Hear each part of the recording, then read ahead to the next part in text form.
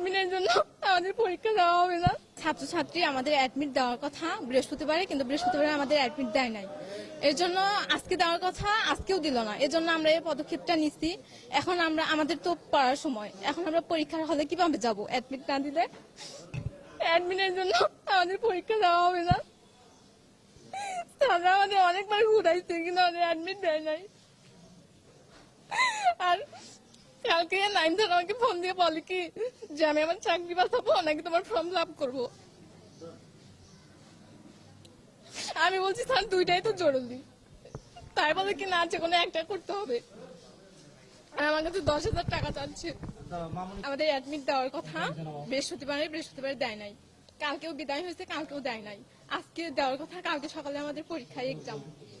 কিন্তু কালকে আমাদের অ্যাডমিট যদি না দেয় আমরা কিভাবে পরীক্ষা হলে প্রবেশ করব? এখন তো আমাদের পড়ার সময়।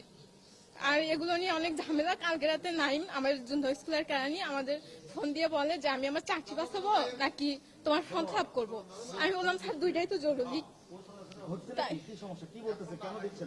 এর আগে রেজিস্ট্রেশন নিয়ে অনেক সমস্যা, এগুলোর জন্য আমাদের কাছে অনেক টাকা নিচ্ছে।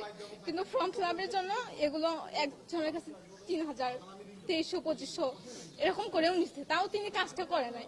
অ্যাডমিট দিবে ঘুরাইতে ঘুরাইতে আজকে লাস্ট ডেট, আজকেও দিল না। এখন অ্যাডমিট যদি না দেয় আমরা কিভাবে পরীক্ষা দিব কালকে? আর কালকে আমার কাছে বিকাল 5টার সময় ফোন দিয়ে বলে যে 10,000 টাকা দাও, আমি তোমাদের ফর্ম ফিল আপ করবো নাকি আমার চাকরি বাঁচাবো। ওনার তো এটা দায়িত্ব, কর্তব্য যে আমাদের অ্যাডমিট দেওয়া।